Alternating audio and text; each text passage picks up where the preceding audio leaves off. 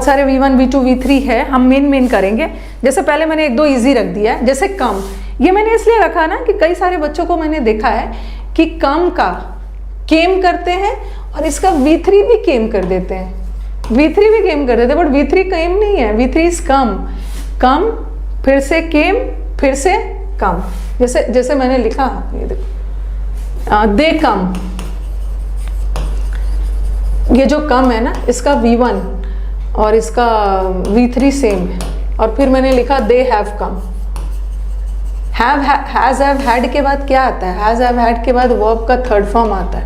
दे, कभी भी ना गलती से दे हैव केम मत लगाना, क्योंकि कम का थर्ड फॉर्म केम नहीं होता है, कम ही होता है। दे कम, वो आते हैं और वो आ चुके हैं, तो यहाँ अकेला कम है तो V1 है, और हैज हैव हैड के बाद लगा है V3 है, V3, तो वो सब नहीं ध्यान देना है। और कम केम कम, उसी तरह अभी मैं सुबह वाले बैच में एक क्वेश्चन करवा रही थी, तो वहाँ पे ना इज बिकेम लिखा हुआ था, इज बिकेम लिखा हुआ, और वो क्वेश्चन गलत था, क्योंकि इज एम आर के बाद या तो वर्ब का ING फॉर्म आता है या तो वर्ब का थर्ड फॉर्म आता है, ठीक है। बट बिकेम तो V2 है, बिकेम तो V2 है, जैसे केम V2 है ना, उसी तरह बिकम, बिकेम और फिर से बिकम, फिर से, ओके, हाँ, ठीक है।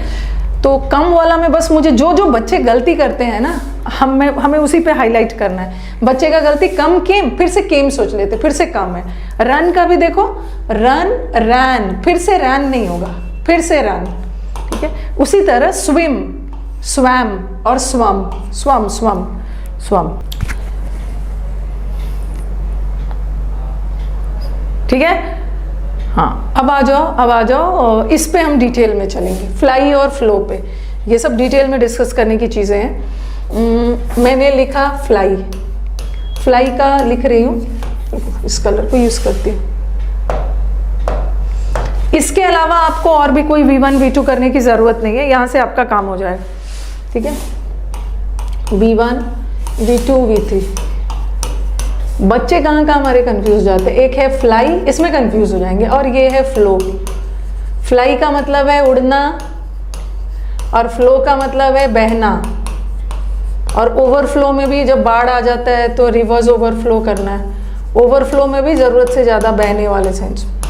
तो फ्लाई का क्या होगा? फ्लाई का V2 क्या होगा? फ्ल्यू, फ्ल्यू, और इसका V3 फ्लोन होगा, फ्लोन। अब ये फ्लो का क्या होगा?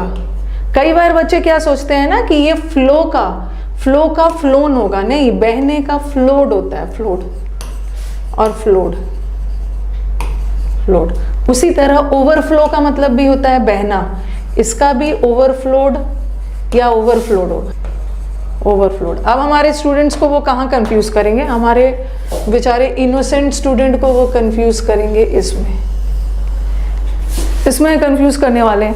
स्टूडेंट्स को लगेगा ना कि ये फ्लो का थर्ड फॉर्म फ्लोन होता होगा। बिल्कुल नहीं, ये फ्लोन भी थर्ड फॉर्म है, बट ये उड़ने का थर्ड फॉर्म है, ठीक है। फ्लाई का थर्ड फॉर्म फ्लोन है, लेकिन ये बहने वाले का थर्ड फॉर्म फ्लोन थोड़ी है, ये बहने वाले का थर्ड फॉर्म फ्लोड है। इसको उतार लीजिएगा,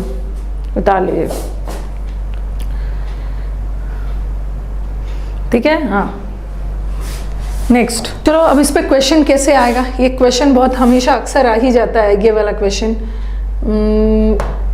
ये क्वेश्चन आपके एग्जाम का सदाबहार क्वेश्चन है। द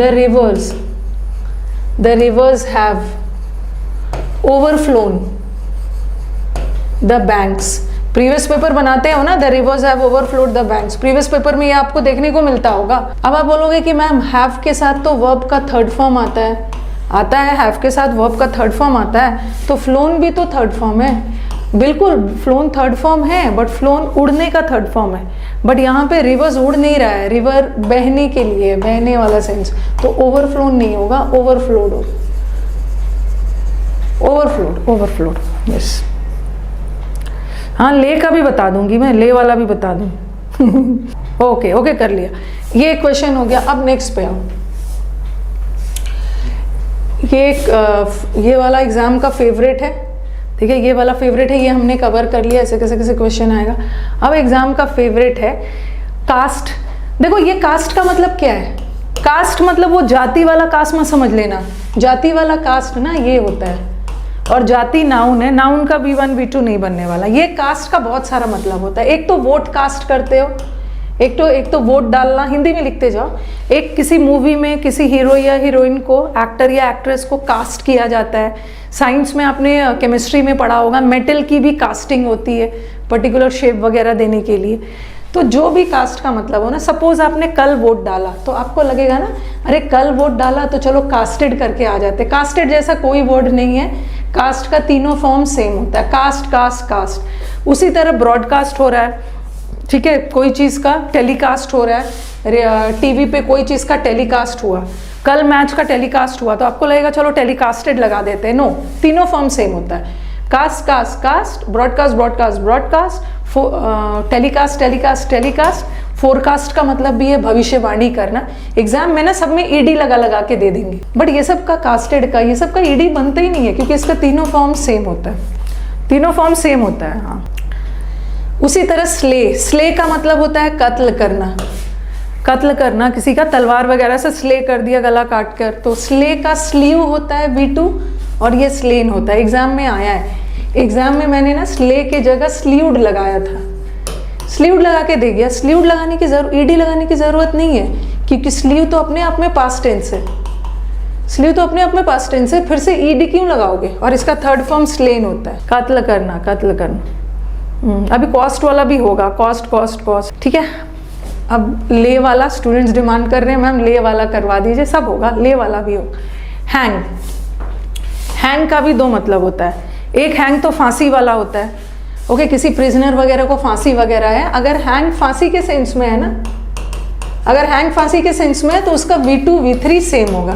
बट एक हैंग का मतलब होता है कपड़े वगैरह को लटकाना, फोटो वगैरह को दीवार पे लटकाना, तो उसका हंग या हंग होगा, हंग या हंग। ले वाला भी होगा, अभी आ जाएगा।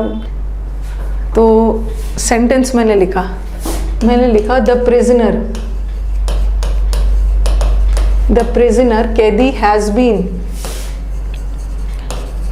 hanged या hung, और दूसरा लिखा he hanged या hung the portrait मतलब वही फोटो on the wall। तीसरा he hanged या hung his face in shame। चलिए मुझे आंसर बताइए, आंसर बताना। हाँ, सब होगा। हाँ, इसमें फांसी का सेंस जा रहा है ना, प्रिजनर को फांसी दी गई, और फांसी वाले सेंस में क्या होगा, फांसी वाले सेंस में हैंग्ड होगा, हैंग्ड है, हैंग्ड, सॉरी, फांसी वाले सेंस में तो हैंग्ड है ना, कहाँ चला गया, the prisoner has been hanged. और उसने पोर्ट्रेट को दीवार पे लटकाया, तो यहाँ पे हैंग। अब थर्ड वाले का बताना, ही हैंग्ड या हंग हिज फेस इन शेम। इस सेंटेंस का मतलब है ना, उसने शर्म से मुंह लटका लिया, उसका शर्म से मुंह लटक गया, तो फांसी वगैरह का सेंस नहीं है, हंग इज वे, हंग होगा। यस, लिख लिया स्टूडेंट्स ने। रोटी काउंटेबल है, रोटी वीट से बनता है, फ्लोर से बनता है, आटे से, तो वो अनकाउंटेबल है। रोटीज होता है ना, एक रोटी दो रोटी, वो सब हो सकता है। ओके, ये हो गया। अब आपका सबसे फेवरेट एग्जाम का, जिसको आप ध्यान से सुनने वाले हो, इसमें आप स्टार लगा लो, ये हर एग्जाम का फेवरेट होता है, स्टार लगा लो। लाई ये हर एग्जाम में आता है और बच्चे हमारे कंफ्यूज हो जाते हैं, V2 V3 लाई का, एक लाई का मतलब होता है झूठ। वैसे लाई एज अ नाउन भी होता है, एक लाई नाउन भी होता है और एक लाई वर्ब भी होता है, मैं एज अ वर्ब यूज कर रही हूँ। एक लाई का मतलब है यहाँ पे अनट्रूथ, यहाँ लाई ना झूठ के सेंस में है, झूठ के सेंस में। तो अगर लाई झूठ के सेंस में है ना, तो इसका V2 भी लाइड होगा और इसका V3 भी लाइड होगा, V3 भी लाइड होगा। ओके, और एक लाई ना, यू लाई ऑन बेड, लेटने के सेंस में है। Okay, you lie on bed, bed पे लेटा वगैरह है, लेटने के सेंस में, लेटना, लेटने वाले सेंस में इसका एक होगा ले।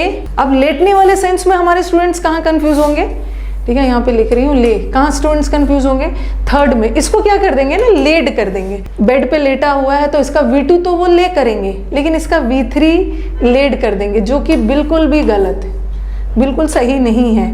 ये लेड नहीं होगा, इसका लेड वर्ड होता है बट लेटने वाले का V3 लेड नहीं होता, लेन होता है, लेन, लेन, लेन होता है। ओके, हाँ, एक ये हो गया, ठीक है।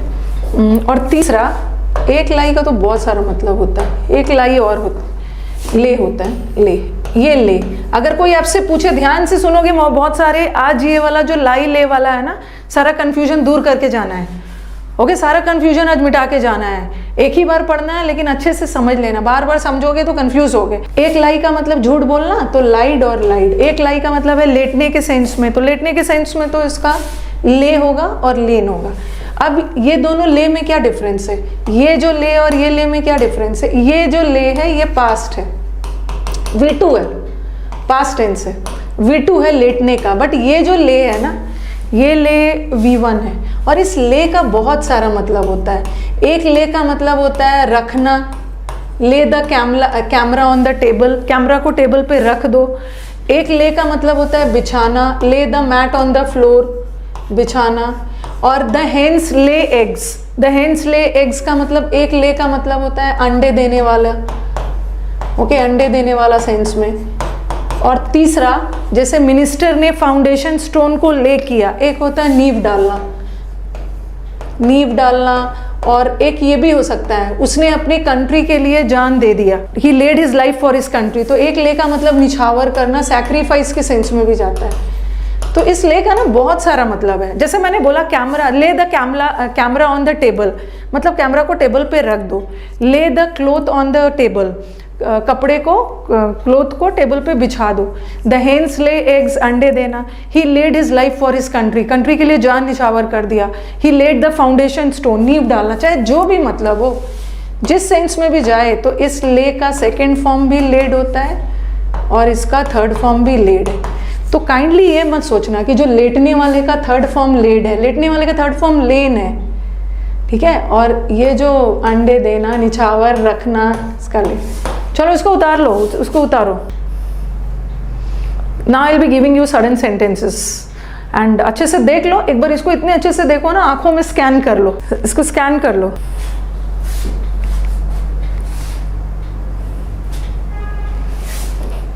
लिख लिया है? Should I give sentences? अभी ना वो सब आप ऑन बेड या in bed, स्लीप्स in bed but lying on bed, ये सब मैं प्रेपोजिशन में पढ़ाऊंगी, ये सब प्रेपोजिशन में पढ़ाऊंगी ना। इन बेड, ऑन बेड, सब एक ही जगह कहाँ से पढ़ लो। ओके, स्कैन कर लिया ना। चलो पीछे वाले में मैं, let me give you examples.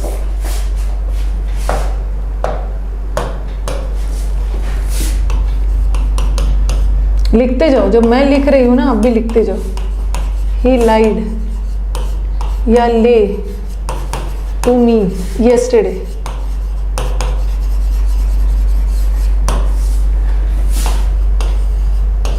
He laid या lay his luggage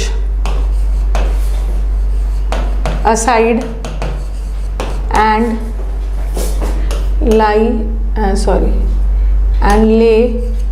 या laid down to rest.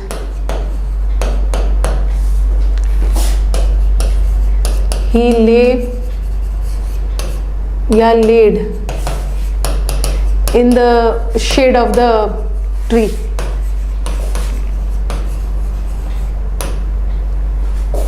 He laid या lay awake in bed for hours. पांचवा, the hens have lain या laid eggs. चलो अब मुझे आंसर बताओ, चलो आंसर बताओ फटाफट। पहले कॉपी कर लीजिए, टाइम दिया, कॉपी कर लीजिए so that you don't get confuse. Answer भी आना शुरू हो गया। अब देखो पहला वाला का सेंस क्या जा रहा है, कल उसने मेरे से झूठ बोला, ठीक है, ये लाइड, ये पास्ट टेंस है, लाइड भी पास्ट टेंस है और ले भी पास्ट है। एक ले तो प्रेजेंट भी होता है, अंडे देना और बिछाने वाले सेंस में, दोनों। कल उसने मेरे से झूठ बोला, बट ये ले पास्ट टेंस है, किसका? ये ले पास्ट टेंस है, बट किसका? बेड पे लेटने वाला सेंस, तो यहाँ लेटने वाला सेंस नहीं है ना। उसने कल मेरे से झूठ बोला, तो यहाँ पे लाइड हो। अब यहाँ से आपको चुनना है, देखो दोनों में देखो, ही उसने अपने सामान को साइड में रख दिया, और रखने के सेंस में ले लगाना, सॉरी, रखने के सेंस में लेड लगाना, ठीक है। ये ले तो लेटने के सेंस में है, तो आप बोलोगे कि मैम क्योंकि ये ले भी तो प्रेजेंट भी तो होता है, ये ले तो बिछाने वाले सेंस में प्रेजेंट भी तो होता है, लेकिन प्रेजेंट टेंस होता ना तो मैं ही के साथ लेज लगाती। ही सिंगुलर होता है ना, क्योंकि आपके दिमाग में आ रहा होगा कि मैम हम प्रेजेंट टेंस में भी तो लगा सकते हैं, बट अगर ये प्रेजेंट होता तो ही के साथ हम लेज लगाते, बट पास्ट टेंस है, ओके, हमें पास्ट टेंस में यूज़ करना है। तो बताओ, उसने लगेज को साइड में रख दिया, बिछा दिया, रख दिया, और खुद लेट गया रेस्ट करने के लिए। तो लेटने, ये तो बिछाने वाला सेंस, ये लेटने वाला, ये लेटने वाला, हाँ, ओके। और तीसरा देखो, वो पेड़ के छांव के नीचे में, पेड़ के छांव के नीचे रखा हुआ या बिछा हुआ नहीं था, वो पेड़ के छांव के नीचे लेटा हुआ था, लेटा, और वो बेड पे घंटों लेटा हुआ था, जगा हुआ था, यहाँ भी ले होगा। और हैव के बाद तो वर्ब का थर्ड फॉर्म आता है, और दोनों थर्ड फॉर्म है, ठीक है। लेन भी थर्ड फॉर्म है और लेड भी थर्ड फॉर्म है, बट लेन किसका थर्ड फॉर्म है?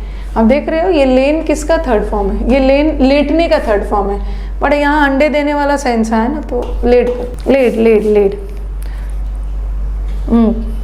एक दो एग्जाम्पल और दे देती हूँ, तो मुझे बताओ कि क्लियर हो गया। आप तो ले और लाई ले रॉन्ग नहीं करोगे ना, लाई ले रॉन्ग मत करना। ये वाला बहुत बार आया, वो ट्री के शेड के नीचे ना लेड लगा देंगे, बट ट्री के शेड के नीचे वो लेटा हुआ था, ले लगाना, ले। चीज़ों को ना एक बार अच्छे से समझ लेना।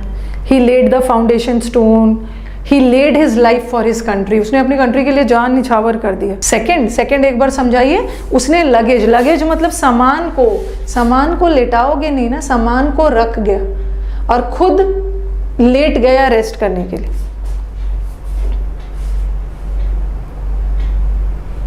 ओके। चलो, ले लाई वाला हो गया। अब यहाँ पे था बियर। एक बियर का मतलब तो वो बोलेंगे अरे मैम बियर का मतलब तो भालू होता है, और भालू का पास्ट टेंस क्या होगा? वो वाला बियर नहीं है।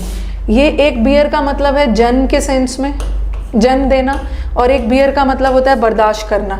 और जन्म देने वाले के सेंस में भी पास्ट टेंस बोर होता है, और टॉलरेट करने वाले के सेंस में भी बोर ही होता है, बोर ही होता है। और इसका V2 बॉर्न होगा, जन्म वाले का V3 बॉर्न होगा, और बर्दाश्त करने वाले का V3 बॉर्न होगा।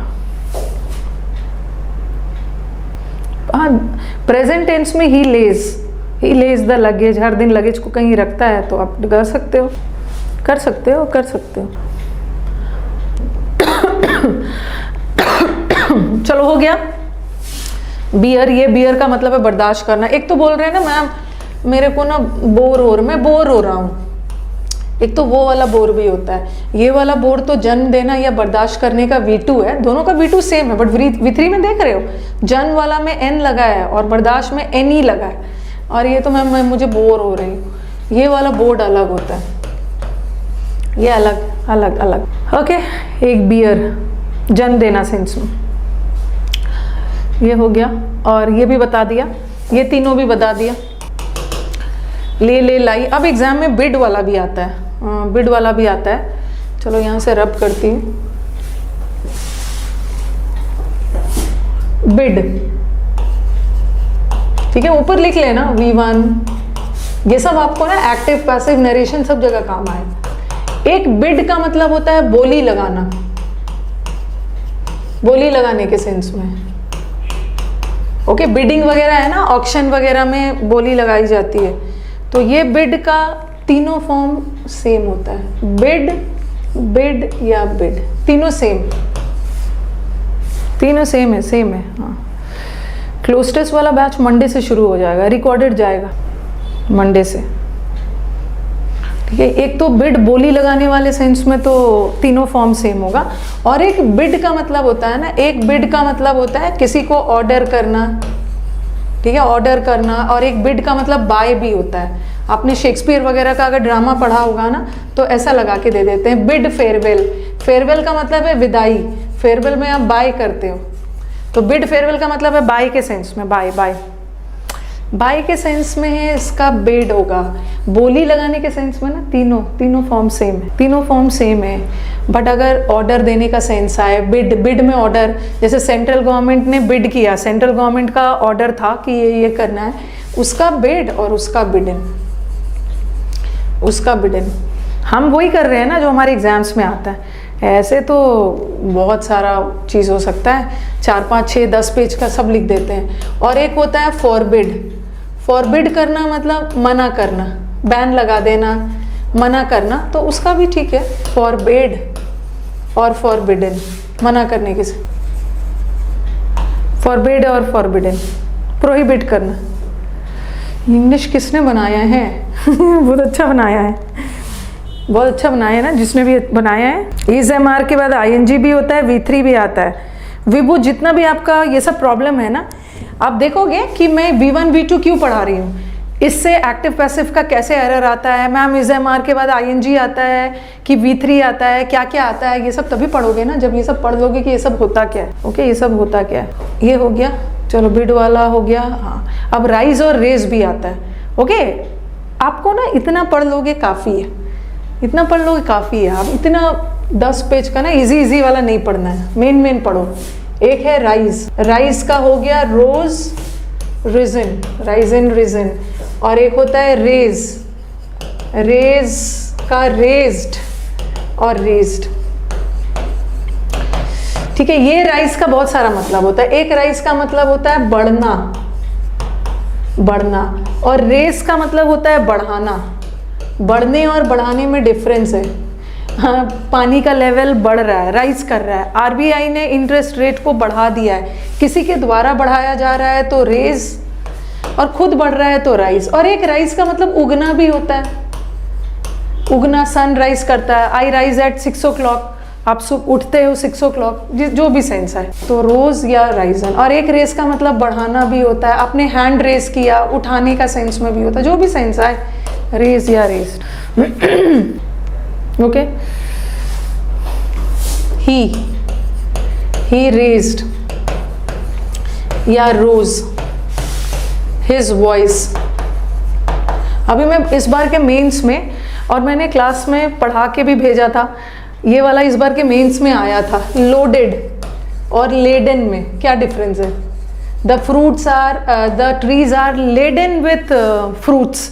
ट्रीज में ना फ्रूट्स लदे हुए थे, फ्रूट्स भरे हुए थे, तो वहाँ पे लेडन भी था और लोडेड भी था, लोडेड भी था। बहुत सारे लोडेड करके जा रहे। लोडेड मतलब आप जाके पेड़ में थोड़ी फल जाके लोड कर रहे हो, फल अपने आप फलों से लदा हुआ था।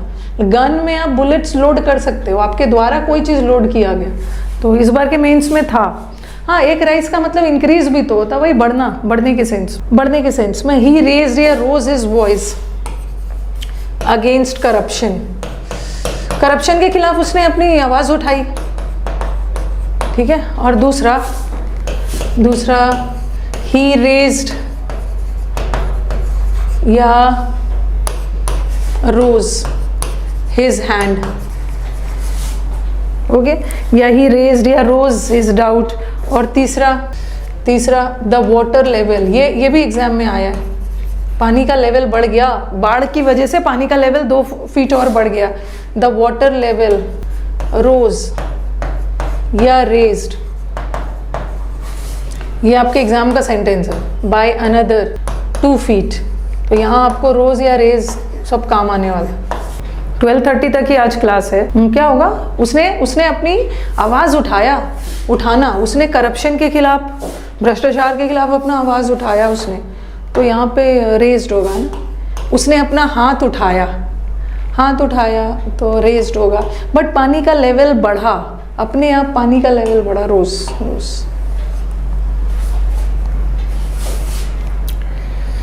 ये बैच मैंने ना कब से स्टार्ट किया है, पता नहीं कौन से डेट से स्टार्ट किया था। दो टॉपिक इसमें ख़त्म हो गया। चलो बिट और राइज वो सब हो गया। अब आ जाओ बीट। बीट और बाइट में क्या डिफरेंस है? बार बार के बच्चों का 45 प्लस चाहिए।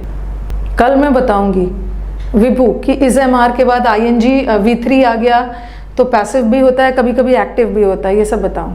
हाँ, ये बीट ये बीट का मतलब पीटना भी होता है। टीचर ने आपको बहुत पीटा, और ये बीट का मतलब हराना भी होता है, हराना। जैसे श्रीलंका ने पाकिस्तान को एशिया कप में बीट कर दिया, ओके, हराया, ठीक है। और ये बाइट का मतलब काटना भी होता है, काटना, काटने के सेंस में, ओके। तो देखो ये बीट जो है ना, जो पीटने वाला है उसका V1 भी सेम है और इसका V2 भी सेम है। अरे यहाँ पे गलत हो गया है, इसको EN लगा दो, गलत टाइप हो गया बीट, EN लगा दो, EN। और एक तो म्यूजिक का भी बीट्स होता है ना, म्यूजिक में जो सुर ताल होते हैं उसमें भी बीट्स होता है, बट वो नाउन है, वो नाउन। मॉस्किटो बाइट होता है, हाँ, मॉस्किटो ने काटा। हाँ, तो ये बीट का मतलब है पीटना, और पीटने का V2 भी बीट है और इसका V3 बीटन है, बीटन बीटन। और ये काटने का बिट और बिटन। कई बार क्या होता है ना, बच्चे ये D देख लेते हैं, सेंड, ठीक है, सेंड, बिल्ड, ये सब देख के, और वो D देख के इसको पास समझ लेते हैं, बट ये पास नहीं है, ये प्रेजेंट है, ठीक है। बिल्ड का प्रेजेंट इज बिल्ड, और इसका V3 भी बिल्ड। उसी तरह सेंड का सेंट और send.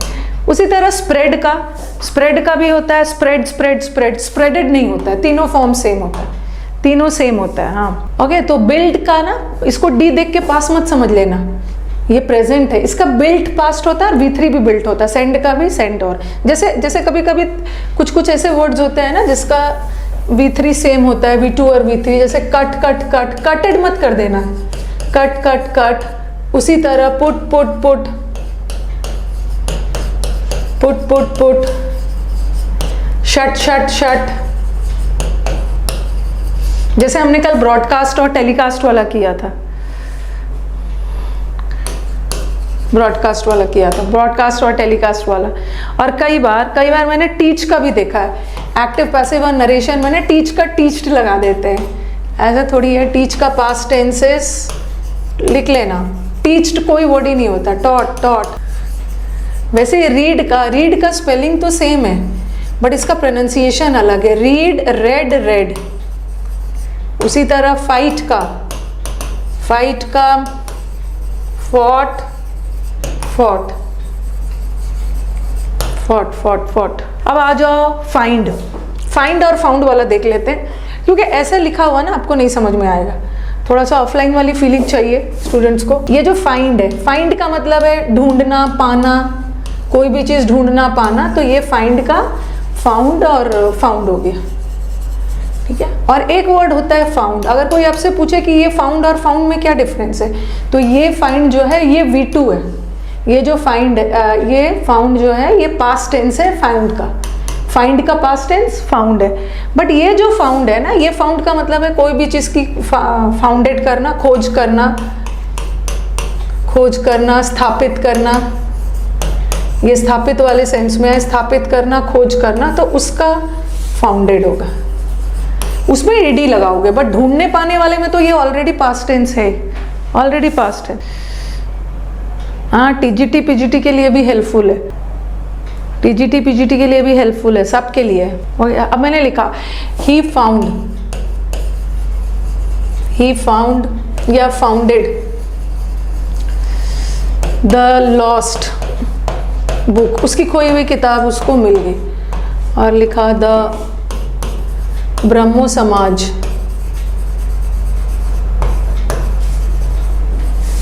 The Brahmo Samaj was founded by या found by राजा राम मोहन रॉय।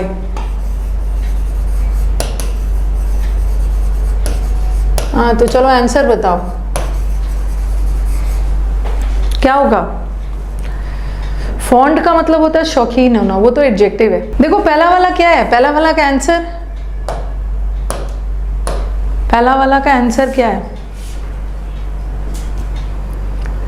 ए का आंसर क्या होगा? ए का आंसर होगा उसको उसकी खोई हुई किताब मिल गई, तो ही फाउंड।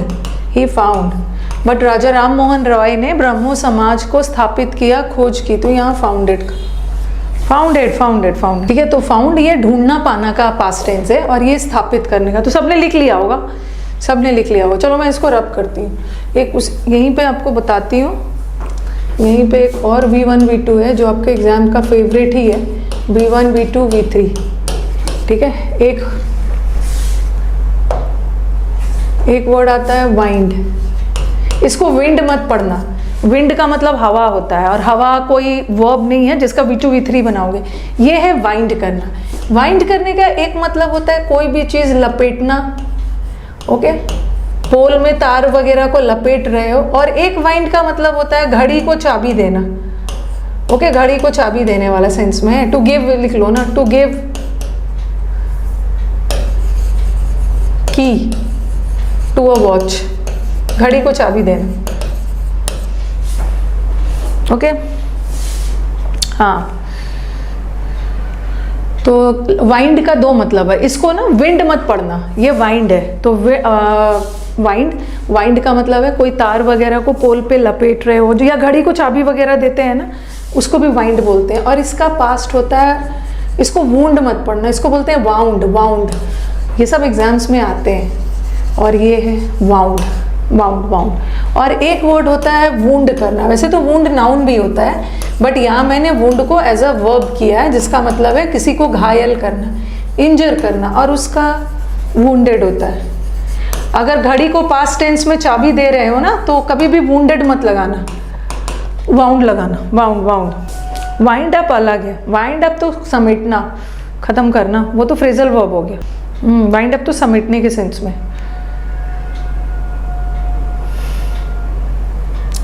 ठीक है। तो ये घड़ी को चाबी देने में वुंडेड मत लगाना, बाउंड लगाना। किसी को घायल कर रहे हैं तो उसमें वुंडेड लगाना। नेक्स्ट, ये लिख लिया होगा सबने।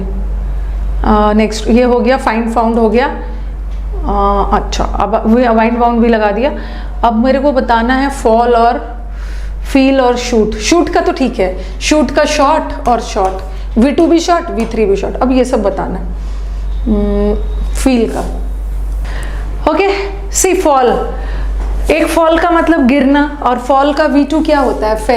फेल, और इसका फॉलन होता है, ठीक है। अब आप सोचोगे ना कि मैम फेल तो अपने आप में पास्ट टेंस है, इसका ईडी कहाँ से लगा दिया?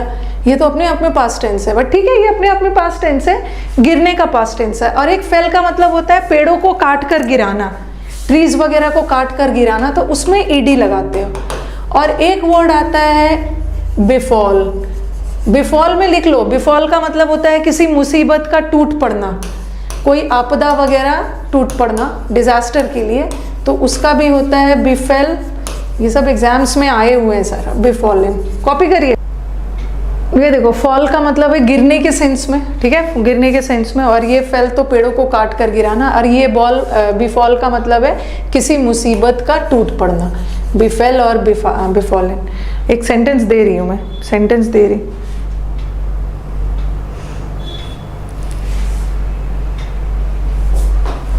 डन। He fell या fell off the chair.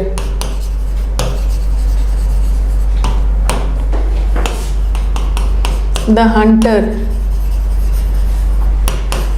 fell या felled the trees. A calamity befell या fell on the village. Answer बताना, आंसर बताना। नोट्स कब चेक करिएगा?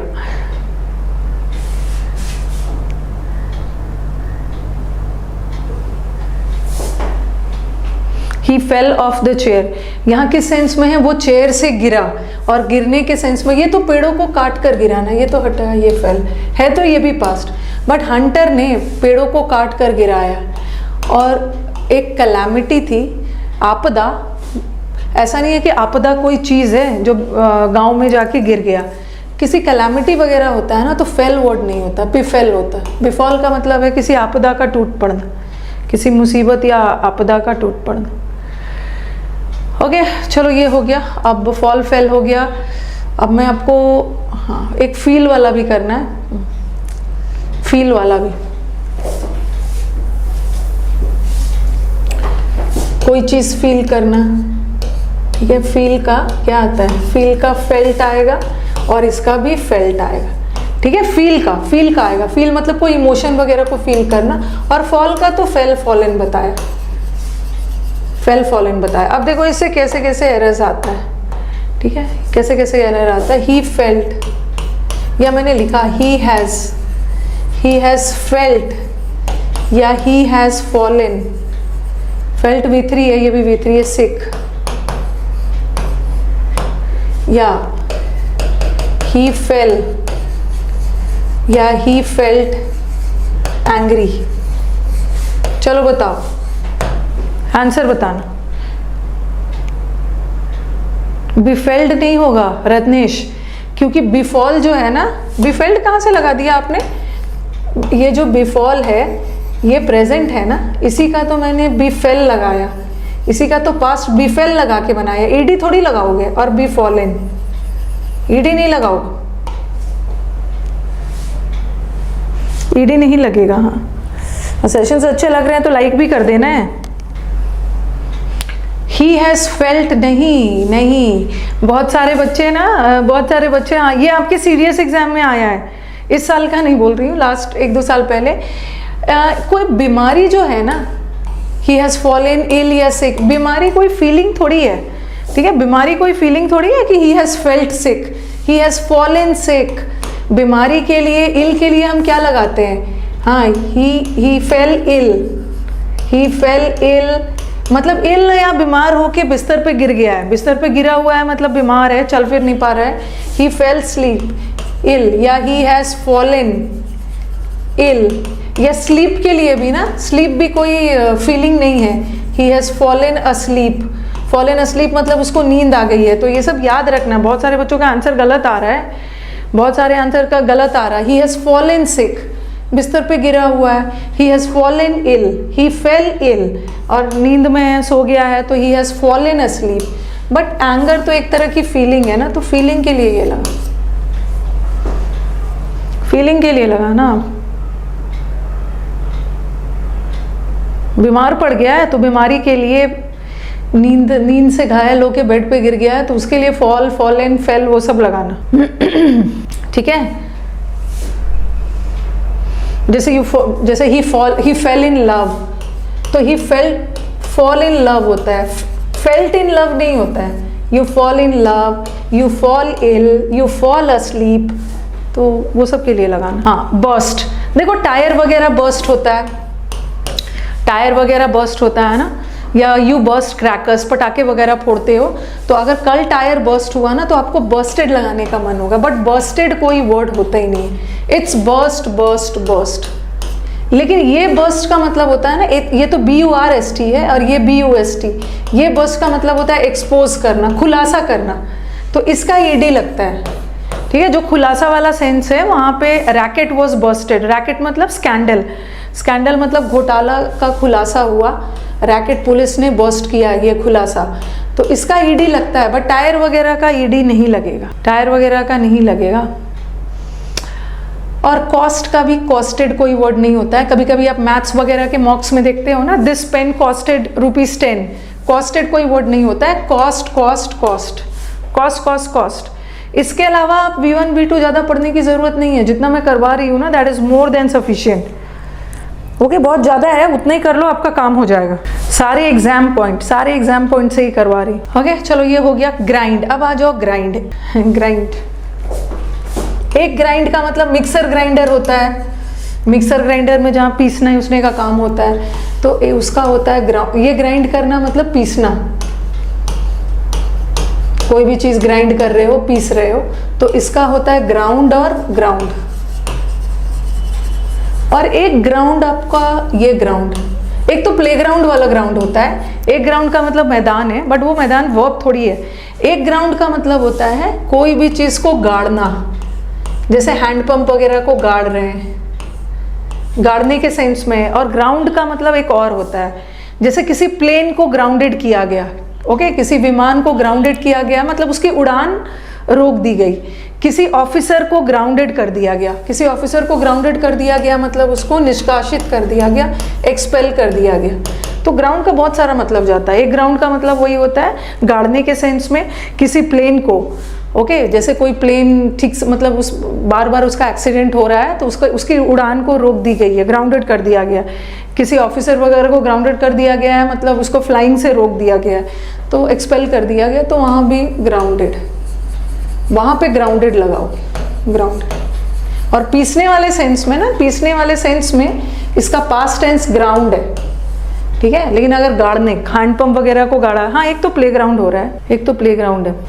ओके, लिख लिया है ये, वेरी गुड। कमेंट बॉक्स शांत है मतलब फटाफट लिखते जा रहे हैं। फटाफट लिखते जाओगे ना तो आपको फिर बाद में वीडियो वगैरह देखने की ज़रूरत नहीं पड़ी, ये बता दिया। चलो यहाँ तक तो मैंने कर दिया। अब मेरे को इस बार, अब मेरे को और भी कुछ वर्ड्स बताने हैं। जैसे कुछ अभी तक मैंने आपको जितना भी वर्ब्स करवाया सबका एक ही मतलब एक ही V3 करवाया। बट कुछ ऐसे वर्ब्स होते हैं ना जिसका 2 V3 होता है। जैसे सिंक का 2 V3 होता है, ठीक है। सिंक का एक सैंक लगाया और लिखते जाना, और एक संक भी होता है V3, और एक संकन भी होता है, संकन भी होता है। उसी तरह ड्रिंक का, ठीक है, ड्रिंक का ड्रैंक भी होता है, और एक ड्रंक भी होता है, और एक ड्रंकन भी होता है। उसी तरह मेल्ट का मेल्टेड भी होता है, और इसका V3 मेल्टेड भी होता है, और इसका V3 मोल्टन भी होता है। लिखते जाइएगा। इस बार एक मेंस वाला भी करवाती हूँ जो आया एग्जाम में। और एक और किसका है, हाँ गेट का गॉट भी होता है, और एक गॉट भी होता है, और गॉटन भी होता है, जो इस बार के इसको पहले लिख लो, आप इसको लिख लो। एक ग्राउंड वो नाउन है ना, किस ग्राउंड पे आपने मुझ पे ये इल्जाम लगाया, किस आधार पे, किस बेसिस पे। साथ पेन डाउन करते जाओ, जॉट डाउन करते जाओ, सेट डाउन करते जाओ।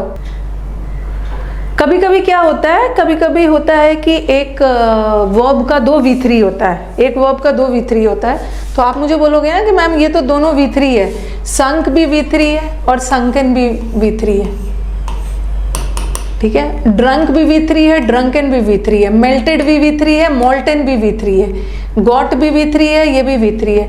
लेकिन ये संक, ड्रंक, मेल्टेड, गॉट ये सारे वर्ब है, और ये जो ड्रंकन, संकन, मोल्टन, गॉटन ये सारे एडजेक्टिव है। आपको मैंने बताया था कभी कभी वर्ब का थर्ड फॉर्म एडजेक्टिव का भी काम करता है, जिसको हम पास्ट पार्टिसिपल बोलते हैं। इसको नोट करिए, उसके बाद मैं और भी इस बार के मेंस में ना लेडन वाला आया था, लेडन वाला, इसको पहले नोट करो। आप बोलोगे कि मैम इसका 2 V3 है, तो कैसे पता चलेगा? ये सारे वर्ब्स है, और जो en लगा के बना है ना, ये सारे एडजेक्टिव है।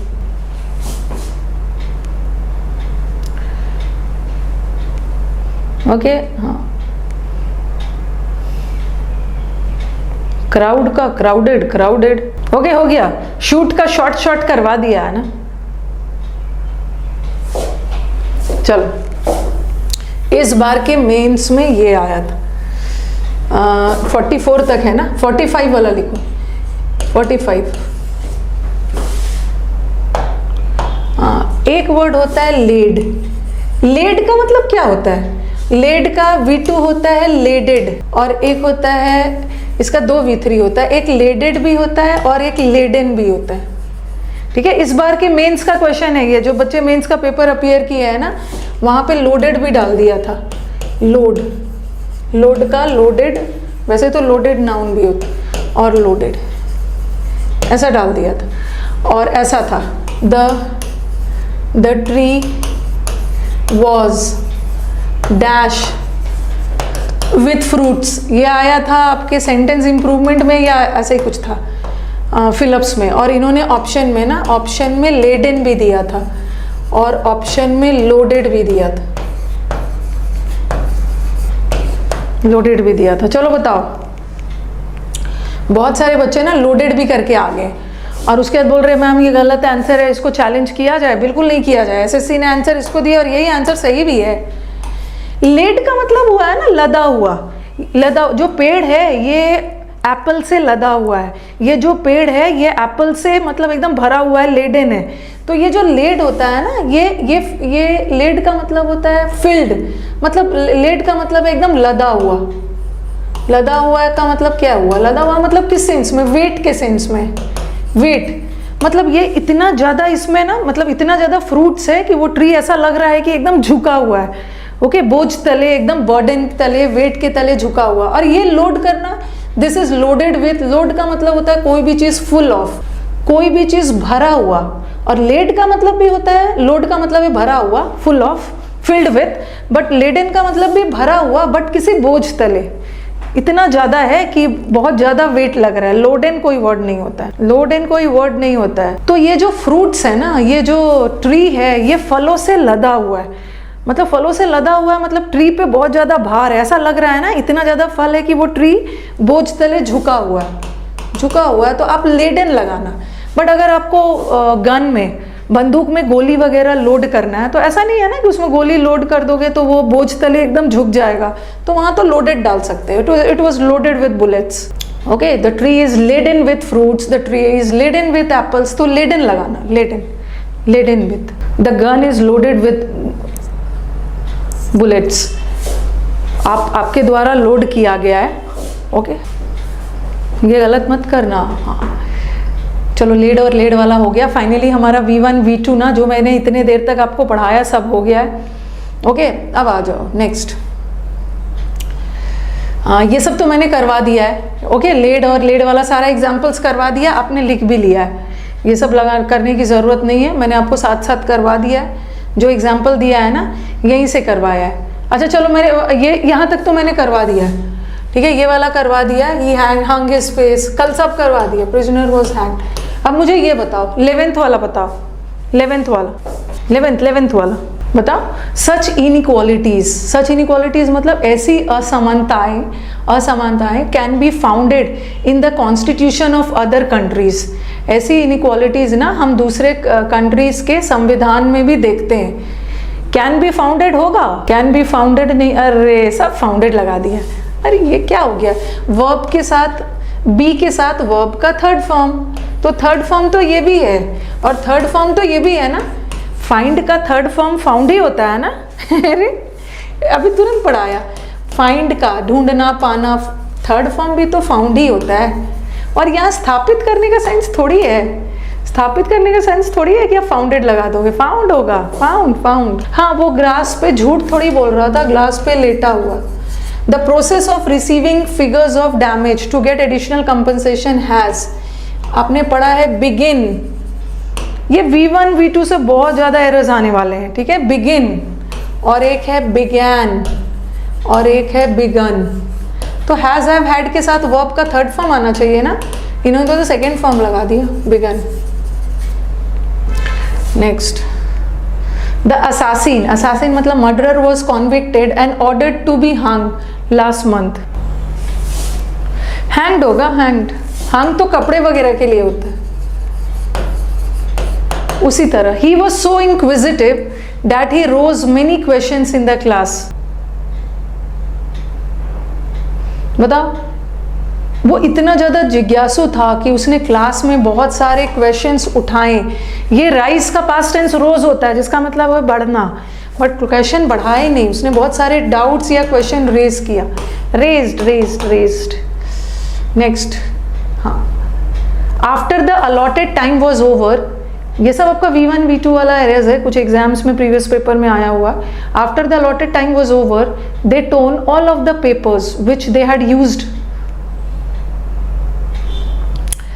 ये जो टीयर होता है ना, टीयर का मतलब है फाड़ना, टीयर का पास्ट टेंस टोर है और इसका V3 टोन है, तो यहाँ पे हमारा टोन नहीं होना चाहिए ना, V3 नहीं आएगा क्योंकि सेंटेंस पास्ट में जा रहा है। देखो वॉज सिंपल पास्ट है और वर्ब का थर्ड फॉर्म तो हम तभी लगाते हैं ना जब उसके पहले हैज, हैव, हैड या इज एम आ रहा है पैसिव में, तो ही टोर होगा, tore tore tore tore tore. Next, the pen is very good but it costed me 10 rupees. बताते जाना, कॉस्टेड कोई वर्ड नहीं होता है, कॉस्ट, इट्स कॉस्ट। नेक्स्ट, अरे इसने यहीं तक डाल के छोड़ा है, ये आज यहीं तक डाल के छोड़ा हुआ है। चलो मैं जैसे ही पढ़ा देती हूँ, उसने बहुत सारा स्लाइड्स नहीं डाला है। कॉस्ट होगा, कॉस्ट होगा, कॉस्ट होगा, इसने बहुत सारा स्लाइड ना सेट ही नहीं किया है। एक कुछ एग्जाम्पल्स देती हूँ, पहले ये कर लो।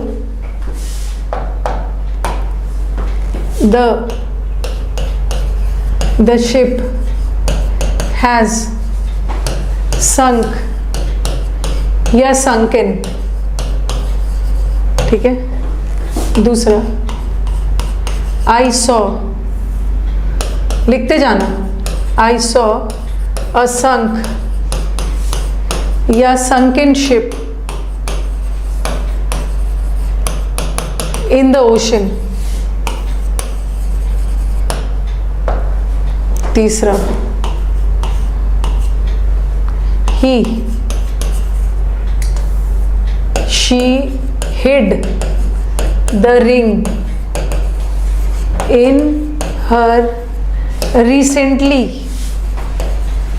got, ये भी एग्जाम में आया हुआ है, gotten सारी। फोर्थ वाला,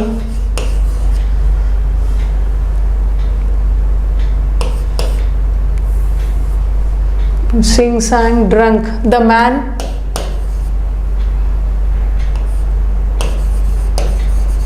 has drunk या drunken, a drunken या drunk man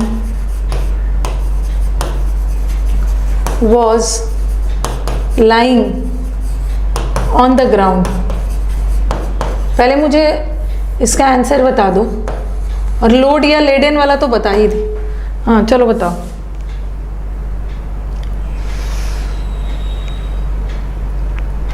शी हाइड नहीं है, शी हिड है। चलो जल्दी जल्दी मुझे बताओ, पहला वाला का आंसर बताओ। देखो ये जो आप बोलोगे ना, आप बोलोगे कि मैम ड्रंक और ड्रंकन में क्या डिफरेंस है। ये जो ड्रंक है ना, ये वर्ब है, ये वर्ब है, मतलब इसमें उसके द्वारा कोई क्रिया की गई है, कोई एक्शन हुआ है। एक ड्रंक का मतलब है वो पी चुका है, पिया हुआ है, और एक ड्रंक, हाँ मतलब पी चुका है, और ये ड्रंकन मतलब पिया हुआ, ये किसी व्यक्ति की विशेषता बता रहा है, तो ये एडजेक्टिव है। तो देखो यहाँ पे द शिप हैज़, शिप डूब चुका है, शिप के द्वारा कोई काम हुआ है, डूब चुका है, तो हैज़ हैव हैड के बाद अगर कोई वर्ब आता है तो उसका थर्ड फॉर्म ये लगेगा, क्योंकि ये वर्ब है। और संकिन तो एडजेक्टिव है ना, ओके। हैज़ हैव हैड के बाद एडजेक्टिव तो नहीं आएगा, ओके, या तो नाउन आएगा या तो वर्ब आएगा।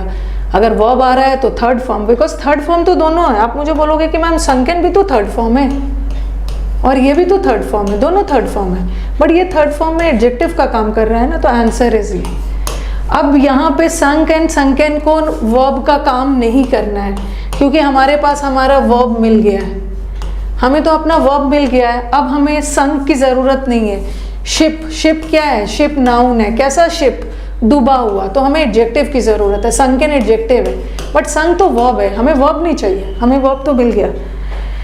She hid the ring in her recently gotten sari या गॉट साड़ी, उसने अपना ना रिसेंटली जो साड़ी खरीदा था ना, उसी में अपना रिंग को छुपा दिया।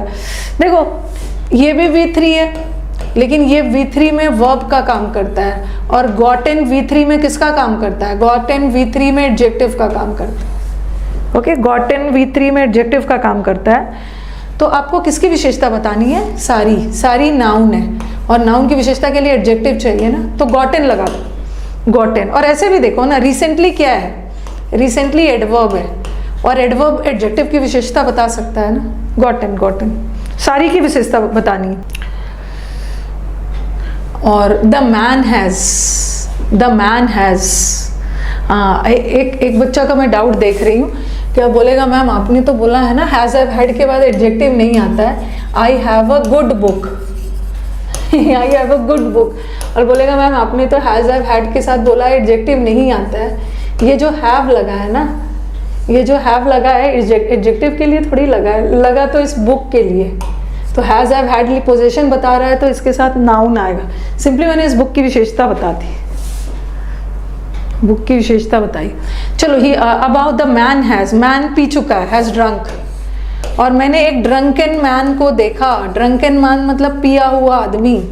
कैसा आदमी? पिया हुआ। एडजेक्टिव चाहिए, बट ड्रंक तो वर्ब है, ये हट गया, ये हट गया। हुए पिया हुआ आएगा पास्ट पार्टिसिपल में। हाँ भाई, हुआ पिया हुआ, आइस पिघला हुआ है, मॉल्टेन है। ओके, लिखिए इसको, फटाफट लिखिए। हुए का साइंस जा रहा है। Drunken man. और एक और लिख लो, एक भी छूटना नहीं चाहिए,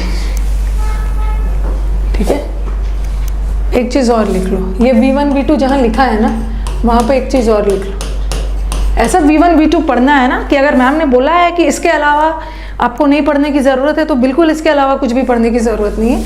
एक होता है ना लर्न, और ये जो इसका ना दो V2 होता है, एक लर्नड भी होता है और एक लर्नड भी होता है। ये इसका V2 ये दोनों हो सकता है, और इसका V3 भी, इसका 2 V3 होता है, इसका भी 2 V3 होता है। लेकिन जब हम V3 लिखते हैं ना, ये V3 वाला है, तो इसका ये देखो, आप बोलोगे कि मैम यहाँ भी तो लर्नड है, तो ये लर्नड वर्ब है, इसको लर्नड पढ़ोगे, और इसको क्या पढ़ोगे? लर्नेड। जब V3 आ जाएगा ना, इसका प्रोनाउंसिएशन चेंज हो जाएगा। लर्नेड का मतलब होता है पढ़ा लिखा, एजुकेटेड, मीनिंग उसका प्रोनाउंसिएशन बदल जाएगा, लर्नेड। हाँ, तो V2 ना 2 V2 होता है, एक लर्नड भी होता है, एक लर्नड, और इसका लर्नेड पढ़ना। अब मैंने लिखा ही इज अ लर्नड, और ये जो लर्नड है ना, ये वर्ब है, और ये लर्नेड है, ये एडजेक्टिव है। पढ़ा लिखा, तो बताओ ही इज अ लर्नेड, और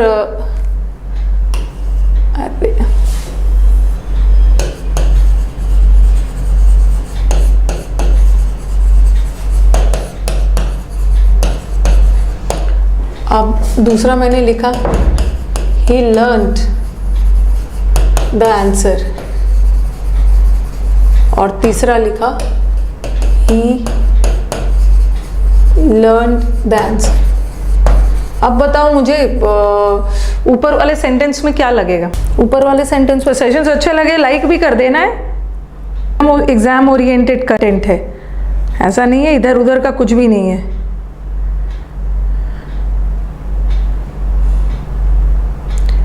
1 बजे से आपकी क्लास भी है, ठीक है, 1 बजे से आपकी क्लास भी है ना।